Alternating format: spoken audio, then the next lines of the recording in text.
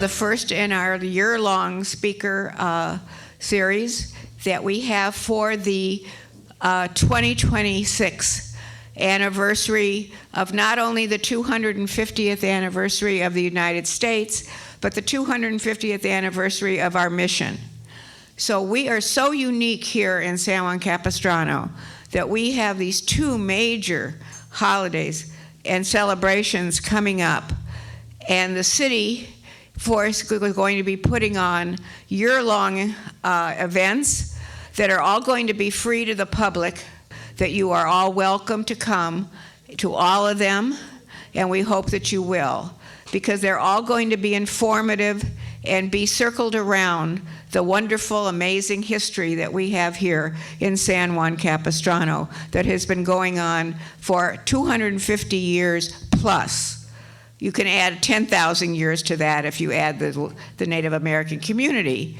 But for us, we are celebrating the 250th anniversary of this year, and we're trying to do it chronologically, so that we wanted to start out, which we did last month when we had the wonderful powwow at the Patuitum Village, and that was the very beginning. That was our opening ceremony, like the Olympics. And the closing ceremony will be something that the mission will do in 2026 in November 1st, when they were founded. I would like to introduce Mayor Pro Tem John Campbell, who has been extremely influential in putting this committee together and making sure that the city has been as cooperative as they could possibly be. Welcome. It's like a great turnout. I really, really appreciate it. We're very, very happy to have you here. On behalf of the City of San Juan Capistrano City Council and the SJC 250 Committee, it's my pleasure to welcome you here to our year-long speaker series, a key part of the celebration, culture, and community.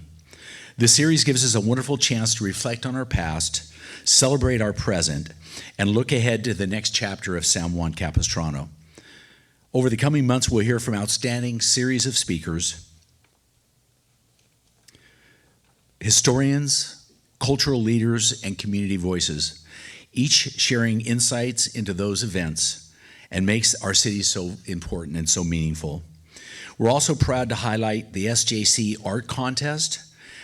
It will be inviting local students to showcase their creativity and love for San Juan through original works that capture the spirit of our city. Those pieces will be displayed throughout the year. I'm thrilled to announce a docent series led by Jan Siegel and Ann Ronan that will tour around historical sites in our city and be able to explain in depth our historical roots. We're planning on that happening on the first Tuesday of every month. Of course, our most beloved tradition, the Swallows Day Parade, will once again fill our streets with music, horses, laughter, and community pride. It's the perfect reminder of how deeply our history lives on through our people. The Rotary Club has been kind enough, and the Fiesta Association has been kind enough to bring the Deonza riders to the parades for us all to enjoy. Finally, we close our mission celebration with a special event at the Mission, the heart of our city, the place where all the story began. It promises to be a beautiful reflection of our shared heritage and the bright future ahead. Thank you all for joining us here today, for being part of this momentous year. Enjoy the program, and thank you for helping us honor 250 remarkable years of San Juan Capistrano. Thank you. I would like to introduce our speaker, very first speaker for our 250th anniversary Speakers Bureau series. And It's somebody that we all know pretty much. If you've been to almost any event here in San Juan Capistrano, you have heard Chris Jepsen talk. He is, among other things, the archivist for Orange County.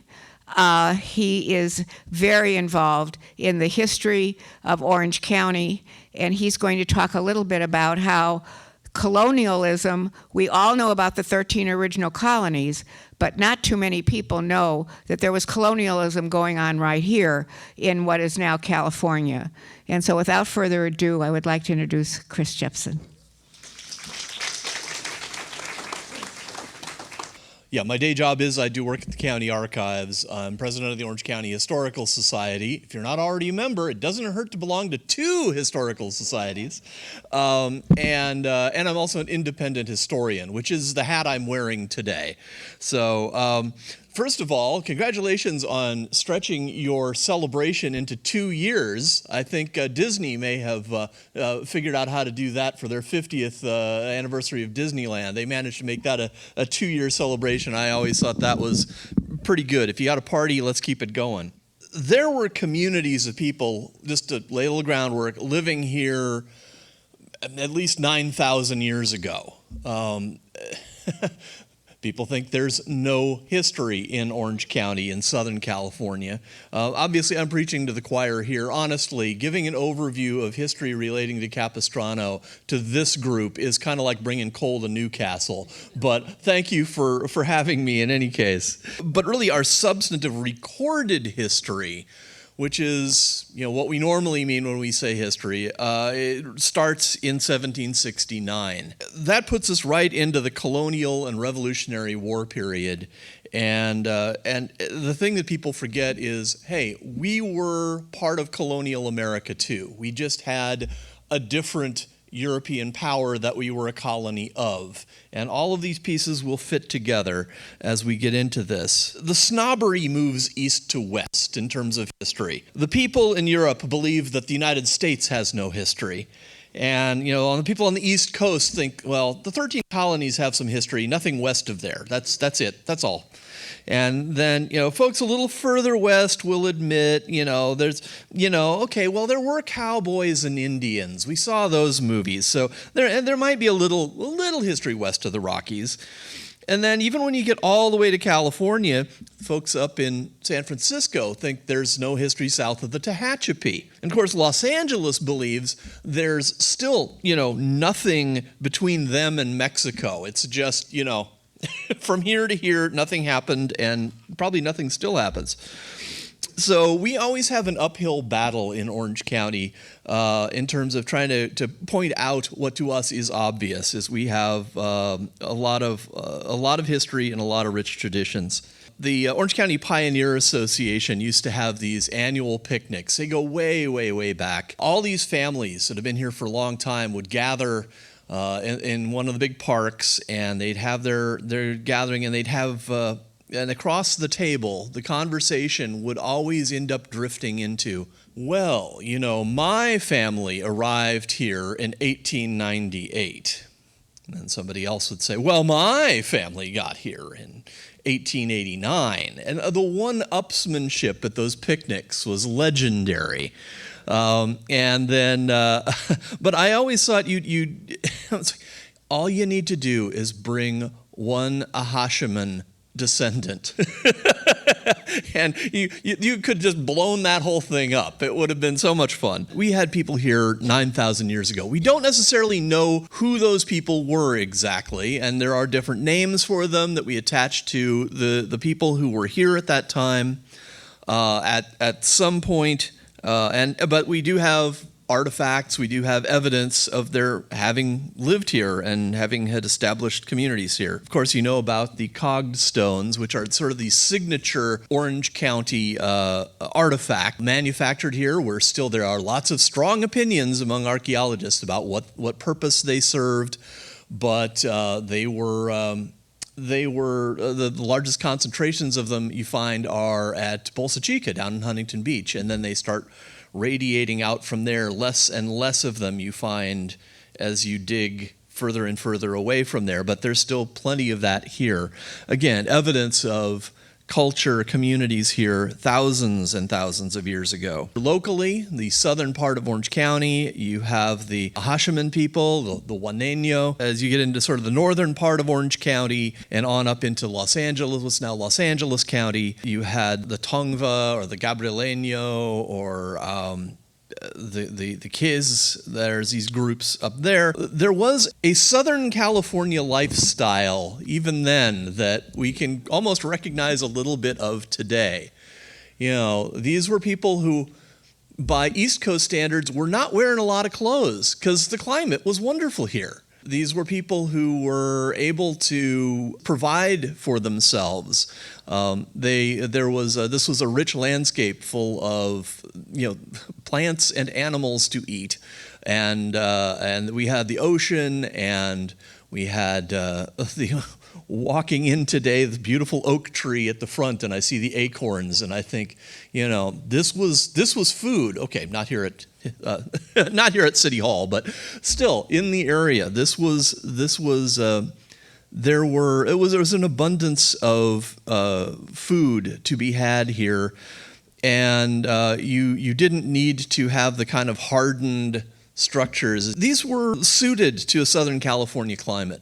Not the intense, we must be at swords points with everybody to survive kind of vibe that you got out of some tribes in the East. The book from which we know a lot about what the early culture here, the Hashiman, was, is a book that was written by one of the padres at the mission, Geronimo Boscana, and the book is called Chinichinich. Now, we have to understand, even though this is wonderful that there was somebody at that place and time who took on the job of trying to be an anthropologist, which honestly wasn't really a term at that time. He was seeing everything through the lens of a Spanish Catholic clergyman. And so you have to understand the lens that you're looking at things through. But he did record a lot of interesting things about the culture. Chinichinich is a reference to a religious figure. The story was he was born at Pavunga, which, and you can tell me if I'm wrong on any of this, which is now essentially a parking lot at Cal State Long Beach, sadly. But that was kind of, for the intents and purposes, that was Bethlehem. That's where he's born. And in later years, he travels throughout Southern California, telling people that what's intended for us is to be kind to each other, to be good to the earth, to be, to treat each other well. And it's the sorts of messages that Boscana was very familiar with, because there's a lot of echoes to messages in the New Testament. Jesus telling us how God wants us to treat each other. There's a lot of echoes of that there. And so, of course, the Padres picked up on that. Ultimately, again, Chinichinich doesn't die, but he ascends to the top of Calaupa, which is Old Saddleback, up to the top of what's now Santiago Peak. And he could look down over his people, keep an eye on them, and for all time, and if they were out of line, send the Hunvutum. Hunvutum, do I have that correct? Okay. The bears down to punish them if they get out of line. There's culture, there's stories, there's religion, there's all of this already in place here. This goes on, obviously, for hundreds of years, if not a couple centuries. We start to get some European contact in the 1500s, but not really contact. Juan Rodriguez Cabrillo leads the first expedition along the California coast. He's likely the first European to see what we now call Orange County. So this is about 23 years before Spain establishes St. Augustine, the first permanent European settlement in what became the U.S., so in Florida. 1602, the first Englishman to land on the New England coast, Bartholomew Gosnold. He explores, and this is about 5 years before Jamestown. Vizcaíno expedition from Spain. They're exploring the California coast. They use Capistrano Bay as an anchorage, so that they're in the neighborhood. They don't, as far as we know, come ashore. They named the spot Punta de Arbolita, Grove Point, and noted how green it was and that the natives seemed to welcome them by setting fires on the shore. I'm not sure how setting fires is necessarily welcoming, but okay. All right. Spain has already claimed this area, what we would think of as Alta California, as part of the Spanish Empire 200 years earlier, but they haven't done a thing about it. They've got so much to do, they got so much territory to explore, to establish communities in, that this just kind of sits on the back burner. So imagine 200 years of having California and not going there. It's kind of amazing. But other European powers, colonial, powers, are now starting to explore California. They're, the Russians kind of peeking over, the British kind of checking in. Everybody's kind of feeling their way a little bit. And Spain says, well, we better nail this down. That's the short version. To do that, they realized, well, we need to have some ports. We need to find overland routes to ports. We know we've sailed past this spot that we now know as Monterey Bay. And that looks like that would be a great place for as it uses a port. And so we need to find an overland route that will get us up through California and up to Monterey Bay, and then establish, then we can come back and establish something there. That's the plan, but in the process, they're going into complete terra incognita. Imagine just being teleported to another habitable planet somewhere else in the galaxy that you know nothing about. That's kind of what they were being thrown into. And just think of the magnitude of that. You don't know what animals you might discover or that might discover you. You don't know what the people will be like there, if there are any. They knew there were people here, as I say. They saw the fires on the shore.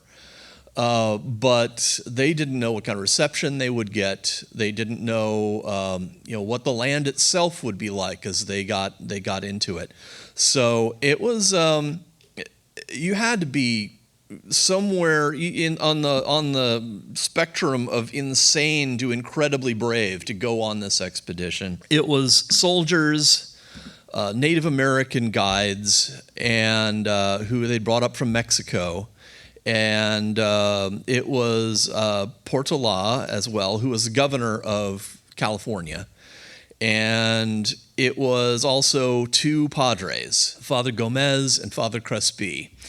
And we know a lot about this trip, and this really becomes history in the sense of written history, because Father Crespi in particular, several of them kept diaries. Father Crespi's is amazing. He covers it day by day. He gets into the details, and you really feel, as you read through them, you really feel like you're traveling along with him through this unknown country. So a word about Portola, because I just want to bust up this myth pretty quickly. Citrus crate label showing him, supposedly. And this is how he's usually portrayed. He's got the conquistador helmet and the poofy pantaloons and all of the... Yeah, no, that style was out. That was out of style about 200 years earlier. That you're thinking about Cortez. You're not thinking about... And honestly, and I couldn't find a good picture, a good clear picture, except this costume for a kid. It would be a little more like that. Because think about the time this is happening, 1769. He's dressing more like George Washington. Of course, he wasn't 8, but the point remains. He was a man of his times. Each of the big European powers was expanding and trying to further expand their colonial empires. They were vying with each other for territory and for power. The Padres are also eyeing every inch of the way. Would this be a good spot for a mission? Would this be a good spot for a mission? It's amazing how often they decide this would be a good spot for a mission, wherever they happen to be, but particularly where there are a lot of people and a good water source. They're big campsites. The first one I'm going to cover is actually just outside Orange County, but long was considered to be in Orange County, the Christianitas marker.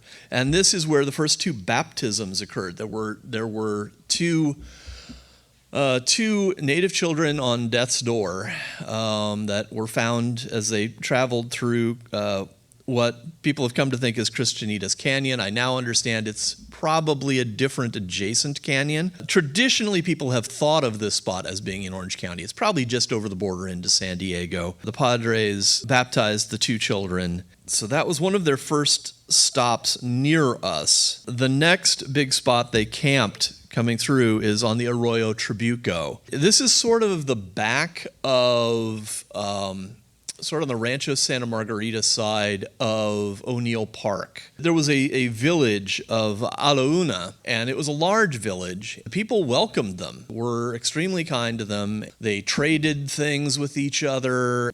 Hashman offered them food, and they camped there for a couple days to rest after a long trip before making the next leg. And I always think it's great. Crespi, his description of leaving, he said, here we've got all these Spanish soldiers. They've been away, they had, big families and lots of kids back home in Spain or maybe back in Mexico. And they missed them. They were homesick. And these people welcomed them in like family, playing whatever the local games were with the kids and the young people. They were enjoying themselves. They really warmed up to the people. Leaving, Crespi says, it's heartbreaking. We just really don't want to leave. Let's just come back here and we'll stay here, and this will be where the mission is. It's interesting that he becomes that emotional about it, that he felt such a connection to the place. A lot of the people who were living in that village and were born there ended up later at Mission San Juan Capistrano, being part of life at the mission. The next big campsite on their trip, they were springs. They had they're coming up into the hills above what was El Toro Marine Base, so that neck of the woods. And they get up there, and this is going to be a dry night. We're not going to be able to water the horses. We're not going to have water for us. What are we going to do? They get nervous. The scouts have been looking around, looking for springs or creeks or anything, and not having a lot of luck. And Father Gomez happens to spot a little bit of green way off in the distance.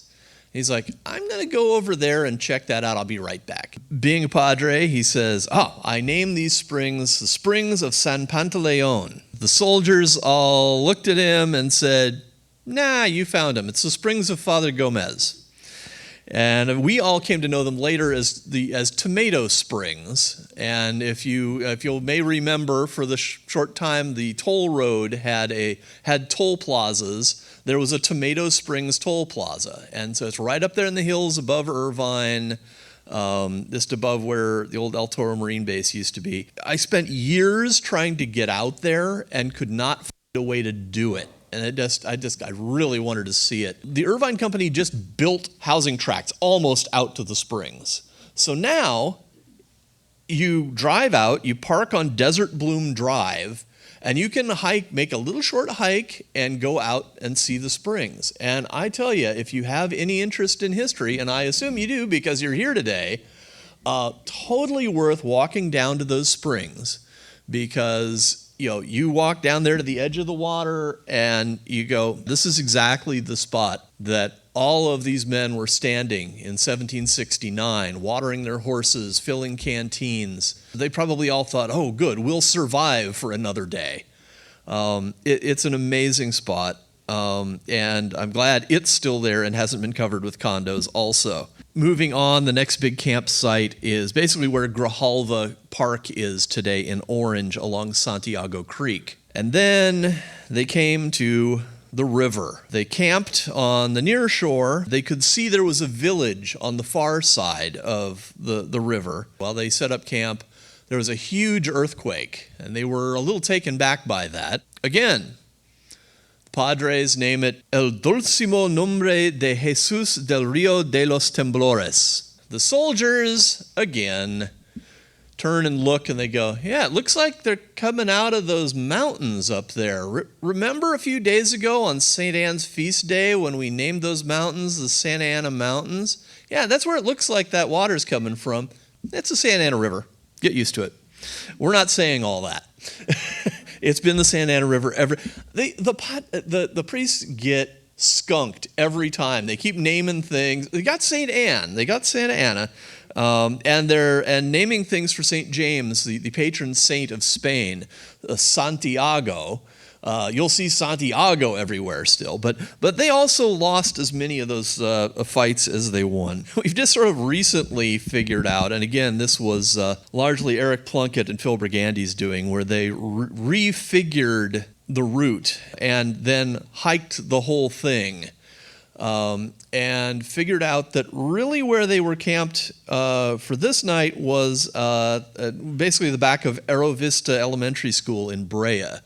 There's been a plaque in completely the wrong place in Brea since I want to say the 1920s. The group that put that plaque there in the wrong place says, no, our plaque has been there for this long. It can't possibly be wrong. So don't move it. So now the city, the Brea Historical Society is looking at a second plaque to put somewhere at the actual campsite. From there, as they pass through Orange County, they end up going up through the expedition ends up going up into the hills into La Habra, which basically means the pass through the hills, so appropriately enough. Once they've kind of established themselves, the expedition makes a full route. They come back through Orange County. They see more stuff. They document all of this, and they document a good share of California. They don't, however, end up they somehow went right past Monterey Bay. But they ended up, because they overshot it, finding San Francisco Bay. So, not a bad deal on the whole, although a little disappointing that they didn't hit their target. But nonetheless, they had a much better idea. The Spanish had a much better idea of what to expect in California.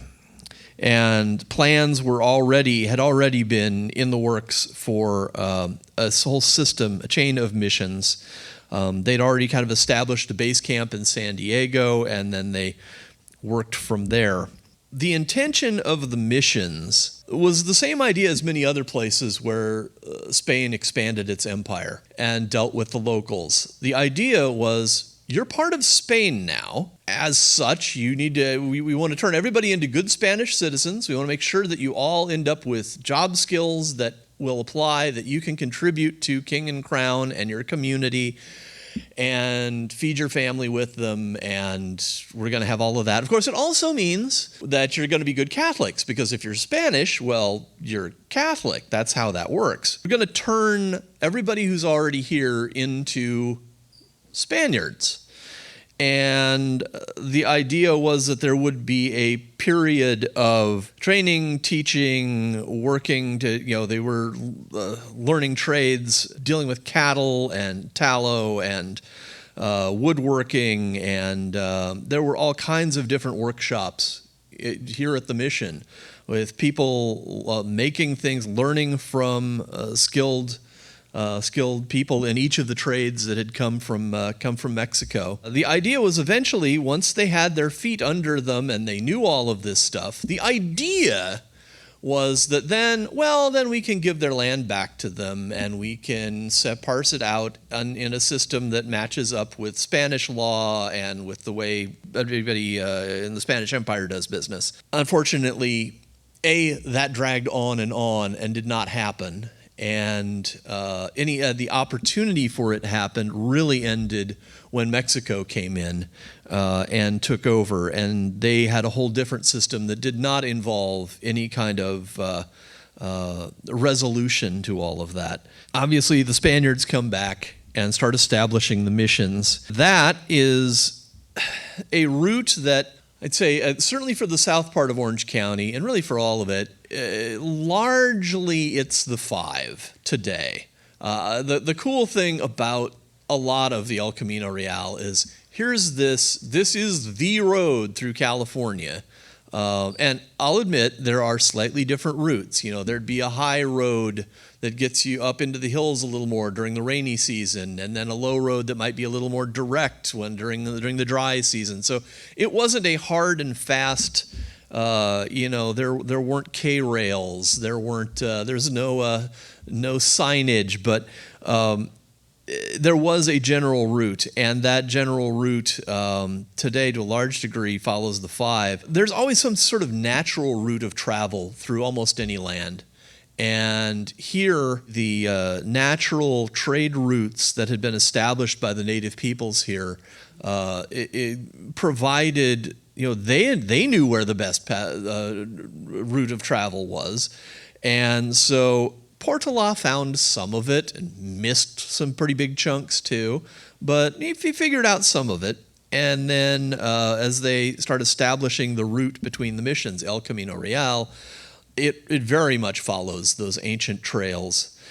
In turn, as the the stage roads go in and the stagecoach becomes a major means of transportation, again, it more or less follows El Camino Real. And no surprise, when the railroad comes in, it parallels. And you can still see that now. Look at how the railroad follows the 5 freeway pretty much today.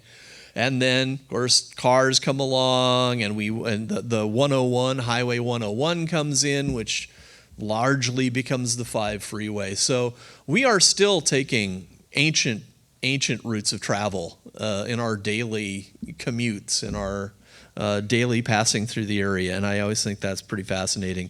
We've also had some weird twists on that. There's the phony baloney El Camino Real, which starts in the early 1900s. It's a PR blitz more than anything. And you'll recognize this from the bells, like that one there, which are beautiful. I love them. I'm so glad they're here. I would love to see more of them. But don't take them as a literal translation of where was the El Camino Real, even when that was a new program and they started placing those. Interestingly, they made both the highway and the historic El Camino Real follow a route that went through the business districts of every community it came anywhere near.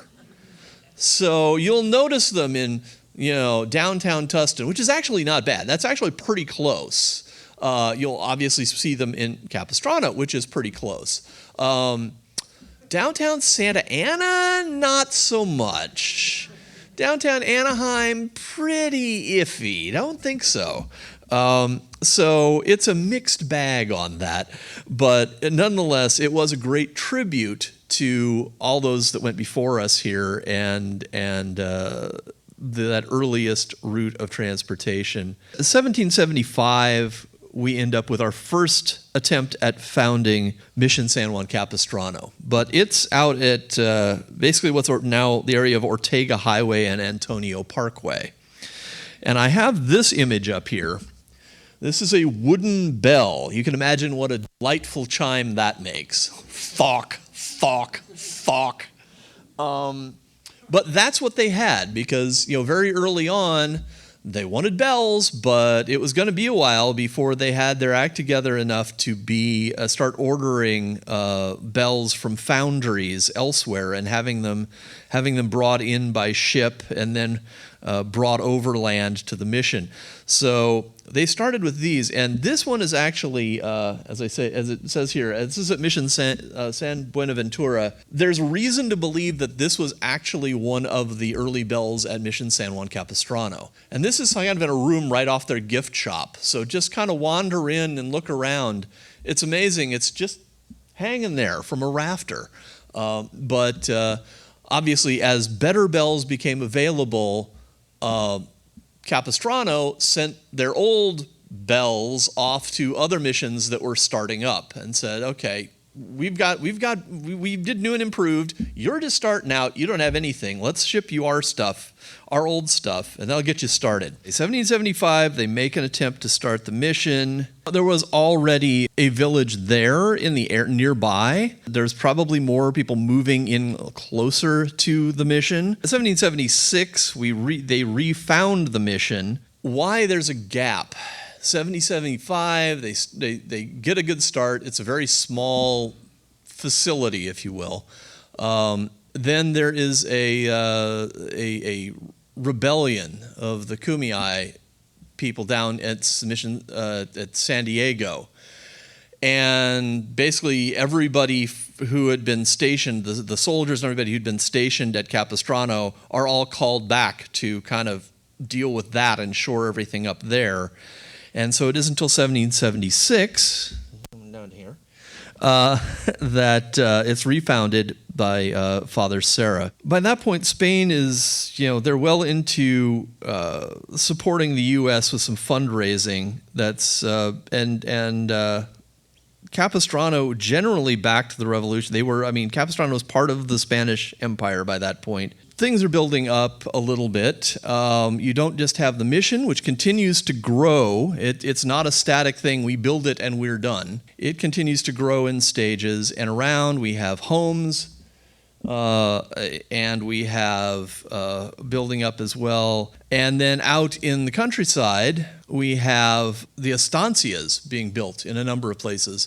And these are really to serve the vaqueros or shepherds that are raising livestock for the mission, and these are kind of outposts where they can stay and get in out of the rain for a while and have a little more civilized night while they're out on the trail. So we have this one. Again, this is, interestingly, the Trabuco adobe here, which is not in this good a shape anymore. This is an old photo from, I think, the late 30s. But there are still some ruins of this out by that A La Una site I talked about earlier at the back of O'Neill Park. So if you go out there, it's kind of a 2-for-1 historically. And this was really probably being used by shepherds rather than vaqueros. They were running a lot of sheep out in that area. 1776, it's refounded. And then 1778, they decide they really need to move to a better location. Part of that is an issue of water source. There was they had better access to water here at what we now know as Mission San Juan Capistrano.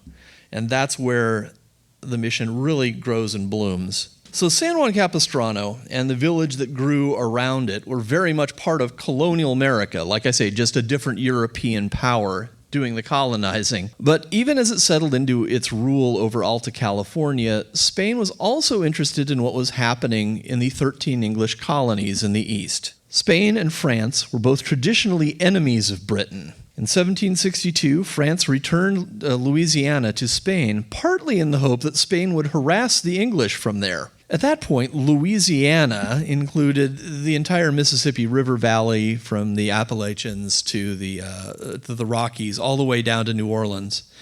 And indeed, although Spain wouldn't officially declare war against Britain until 1779, they began quietly supplying weapons, military supplies, and money to the Continental Army in 1776. They did officially have an agreement with the French early on, and of course the French were on our side. So you can tell where their interests lie. The governor of Spanish Louisiana, Bernardo Vicente de Galvez, and 8,000 Spanish soldiers had victory after victory along the Gulf Coast, forcing the British out of their strongholds and routing the British from their strongholds at Baton Rouge, Mobile Bay, and a major fortress at Pensacola.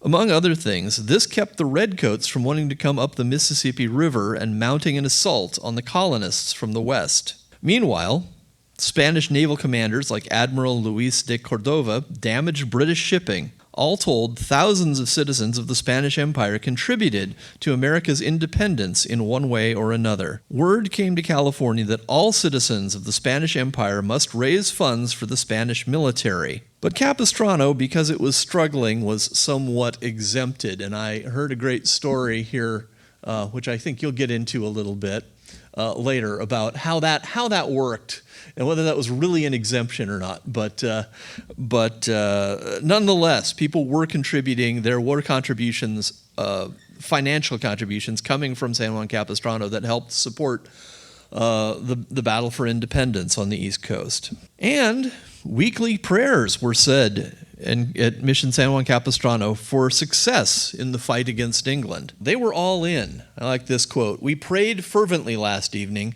for the success of the colonists under one George Washington, because we believe their cause is just and the great Redeemer is on their side." Padre Murillo at the mission. Spoiler alert, the colonists won. There's George doing selfies. So I'm going to do just a quick recap of the following decades here. 1797, the new church is started, the Great Stone Church at the Mission. It's finished in 1806. 1811 is the most successful year at Mission San Juan Capistrano. But then it's followed in 1812 by the quake that destroys the church. It kills 40 people. 1821, you have the Mexican War for Independence. 1834 to 36, so there's secularization of the missions, beginning of the Mexican Rancho era, late 1840s, the Mexican-American War, and 1848, the Treaty of Guadalupe Hidalgo. Obviously, a lot changes here over that time. Ironically, America's successful revolution would serve as inspiration for numerous revolutions against the Spanish Empire in the Americas, like Simón Bolívar's fight for an independent Venezuela, and more directly important in our case,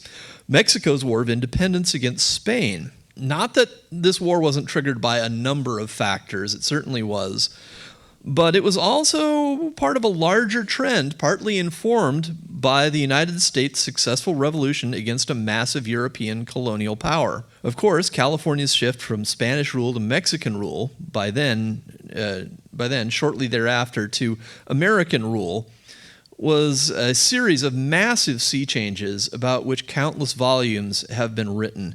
But once we got our legs under us, Orange County history, it paved the way for everything that came after. California becomes the 31st state in 1850.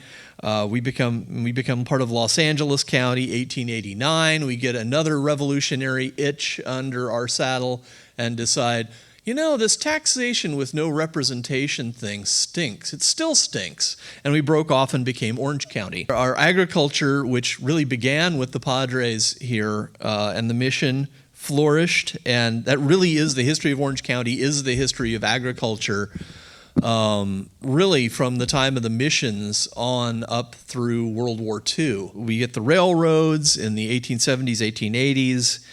We get oil, the oil booms, and then, of course, the huge post-war boom that brought a lot of us here, let's face it, in the 50s, 60s, 70s, even into the 80s. We end up with universities and industry and theme parks. Let's face it, you drive through most of Orange County, and it's strip malls, and it's condos, and it's all of that. But for all of that, what we still have are the people. The Ahashiman, the Tongva, the descendants of the Portola expedition, descendants of people who lived at the Mission and the soldiers who were stationed there, the people who are here all through the colonial and revolutionary periods, their descendants are still with us today. The people who were here at the time of the American Revolution. So that's sort of my talk. Well, thank you very much, Jan. It's always a pleasure being part of anything you're part of. And if I seem a little once over the top lightly today, remember, this is the introduction. You're going to have people coming here, some great people. I'm really impressed with your lineup. And they're going to go much deeper into individual parts of the story than I would or probably even could. So looking forward to coming to those. Okay, thank you. To Stella Cardoza, who really has put all this together and deserves getting all of these fabulous speakers, including Chris, to come along and support us during this year. Now I also want to introduce Kevin Forrest from the Sons of the American Revolution. He's going to give us a little bit of insight about the people specifically. I just want to talk to you briefly. I am a member of the Sons of the American Revolution. I can obviously through that trace my ancestry back to patriot. I actually have 15 different patriots I can trace myself back to that fought or served the colonial service. The things we've been focusing on the last few years is the fact that there are Spanish patriots. As he mentioned, the soldados, the various missions were all responsible for supporting the cause. As he mentioned, Chris mentioned, San Juan Capistrano was given a sort of dispensation. Most of the natives that lived under colonial rule, as well as the actual colonists, were encouraged by a royal edict to donate to the cause. San Juan Capistrano was having some difficulties here and there, so they were given a dispensation. Well, one of the Spanish patriots that is here, that is actually buried in the mission, it was Father Vicente Fuster. He actually did several things. One, he used church coffers to help backfill when either natives or certain colonists weren't able to fulfill their full obligation. Their obligation was either to give, I believe it was 2 pesos at the time, or the equivalent of either goods or providing services. The other thing he did was he encouraged all the soldiers, the soldados in the area, to make sure that their bar tabs were paid. This would allow the business owners to then pay their taxes, which part of that went to that. So he is actually one of there are 4 confirmed Spanish patriots buried here at the mission in San Juan Capistrano. Unfortunately, because bodies got moved, they weren't always marked clearly. Nobody knows exactly where they are. Vicente Fuster, his birth date we don't actually have, but he died in 1800. He actually started down in San Diego with Sarah. Started that, and during that uprising, he actually was among those that moved up here and helped to found the mission here in San Juan Capistrano. And he was here until 1787, overseeing the construction and all that, and collecting of money and goods that were then provided to the colonists on the East Coast. The primary one was Salvador Carraggia, and if I butcher the name, I'm sure my mother-in-law will kill me. He was actually a private soldier. He served here, it was in the missions here, serving as part of the Alta California explorations, and then served during the Spanish War. When Spain did finally declare war on the British, he was one of the soldiers, among others, that actually went towards the Gulf Coast. Served under Bernardo Galvez, as Chris kindly pointed out. The Spanish and American forces never actually fought together. Spain was never an official ally of the Americans. They were the French's ally, but based on their treaties. The Spanish never lost a battle to the British during the entire time of the Revolution, from 1779 till the closing in 1783. So if you ever see any reenactments, and unfortunately I have been part of ones where they've had the Spanish troops in retreat, historically incorrect. But it's a fun activity to take part in. The other one, Jose Maria Ignacio de Jesus Lopez, another private soldier. He was listed in several of the records as having been here in the mission as a soldier. Just being a soldier at a mission in California qualifies. So if anybody here can trace their roots back to that era, and you can show your lineage back to any of the Spanish patriots, you can apply for the Sons of the American Revolution, the Daughters of the American Revolution, and if you have children, they can obviously join the Children of the American Revolution. We try and hit all levels. And of course, the last one, and the most important, is Jose Antonio Yorba. I think we've all heard the Yorba name. We're trying to track down, see if there's any of his direct descendants still in the area to hopefully take part in the Swallows Day Parade. The reason I started off with Salvador Carraggia, there's actually 17 SAR members who can trace their ancestry directly back to him. Obviously, Father Fuster didn't have any descendants, so he's kind of a dead end there. But overall, the Spanish contribution, while I will honestly say it's something I knew about growing up, being back in New England, I was 20 minutes from Lexington and Concord, so our field trips there after 3rd and 4th grade, you kind of were like, oh, we're going to Lexington again. But we learned a lot of the history. We knew the Spanish were involved, but it wasn't really till I got out here and learned more about the missions and everything going on with that, and especially a lot of things that I saw presented here, you start to really find out how much their involvement was. General Galvez along the Gulf Coast was an amazing general. He was actually started off, as Mr. Jepsen pointed out, as a governor. He then served as a general, had a lot of American militia units that served with them along the Gulf Coast, fighting alongside, but was an amazing general, was providing funds and goods to the Americans starting in 1776, on through until the actual declaration of war, where more open provisions of goods, services, and soldiers were provided. Thank you for giving me a few minutes just to make sure that we highlight the fact that there are Spanish patriots buried here. We actually did a grave marking in San Diego where we marked the graves of 18 Spanish patriots down there. The Santa Barbara mission has 32 buried there, but unfortunately, being an active mission still, there's not much we can do up there. But check your history if you can trace your family back, and there's definitely a lot of interesting things to learn about here. And actually, I'm hoping to come to a few more of these speeches. It sounds like these presentations are going to be very informative. And again, thank you for your time. Today, you enjoyed a number of things put on by a number of people that we would like to acknowledge, and that is the wonderful, tasty tidbits that we had before the program started. Olga Hernandez and Raquel for their lovely Heritage Bites, and to Mason Hernandez and Farm Dinner Los Angeles Catering for providing all of these tasty treats. And if you like them, please come back for our next speakers because they'll be here again. And we also want to thank Chris Lobo for his presentation of these wines. And he too will be at all of our presentations. So please come by and enjoy them then. And Jonathan Jenkins, who's on our committee, of course, always does a fantastic job in keeping us on a record for prosperity that we will have forever in San Juan Capistrano. So thank you all for coming, and we hope to see you back in January when we have our next speaker, and they just keep getting better and better. So come on down. Thank you.